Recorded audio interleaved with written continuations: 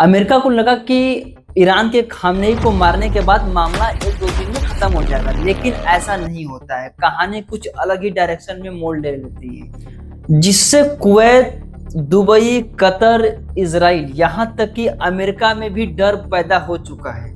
पर आप लोगों के मन में ये सवाल जरूर उठ रहा होगा कि इजराइल, अमेरिका ने मिलकर ईरान पर वार किया, तो दुबई, कतर जैसे देशों में इस तरह का डर का माहौल क्यों बना हुआ है, क्यों उस जगह पर वार हो रहा है? इन सब सवालों का जवाब हम जरूर देंगे, वीडियो के लास्ट तक बने रहिए। इससे पहले हम जानते हैं ईरान की पूरी हिस्ट्री।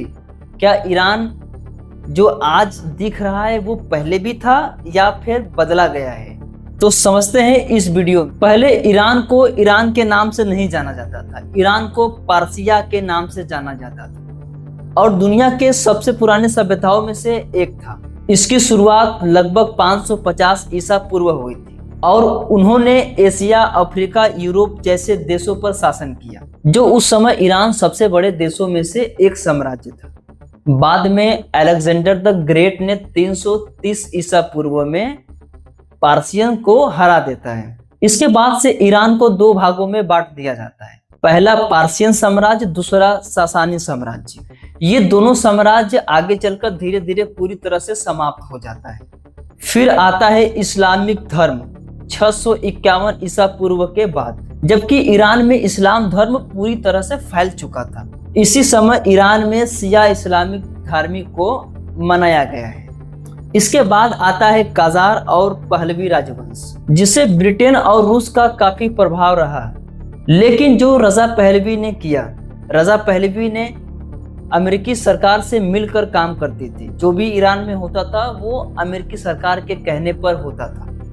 इतना ज्यादा घुल मिल गया था रजा पहलवी अमेरिकी सरकार से। इसके बाद एक बहुत बड़ा क्रांति होती है 1979 में, जिसे ईरान का रेवोल्यूशन कहा गया। शाह की शासन ईरान से पूरी तरह से खत्म हो जाता है। इसके बाद रूहुल्लाह खामनेई सत्ता में आता है। इसके बाद फिर एक ईरान रिपब्लिक इस्लामिक देश बन जाता है।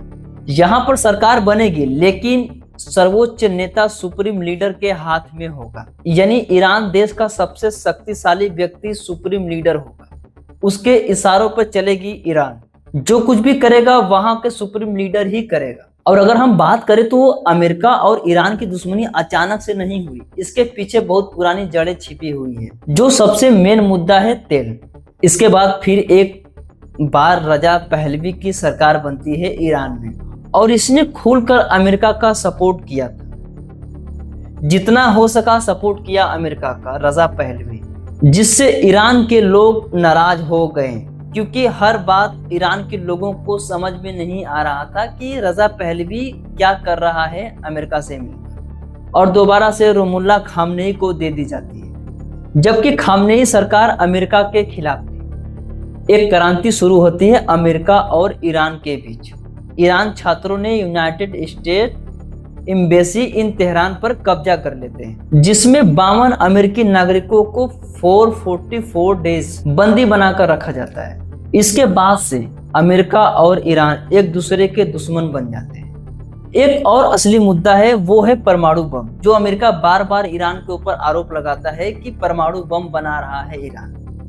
अरे भाई, अगर बना भी रहा तो वो अपने लिए ना बना रहा है, आप भी तो जो कर रहे हो वो अपने लिए ना कर रहे हो, वो तो हस्तक्षेप नहीं करने जा रहा है आपको। तो फिर आप बार बार ईरान के ऊपर इल्जाम क्यों लगा रहे हो कि वो परमाणु बम बना रहा है? इसी वजह से अमेरिकी सरकार ने 2018 में ज्वाइंट कॉम्प्रिहेंसिव प्लान में ईरान को सीधा अलग कर देता है।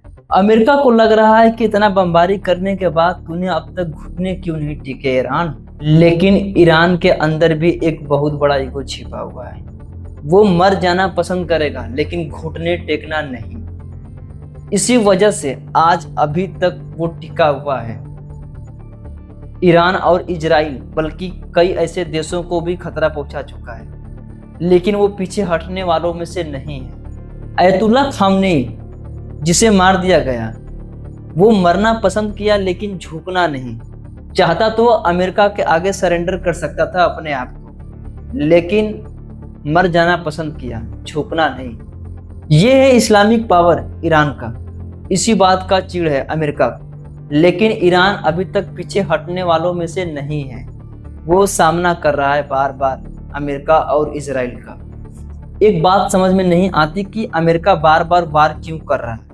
पहले तो वेनेजुएला के ऊपर किया, दूसरा ईरान के ऊपर। क्या वो किसी के कहने पर इस जंग में घुस गया है या फिर उसकी मास्टरमाइंड है?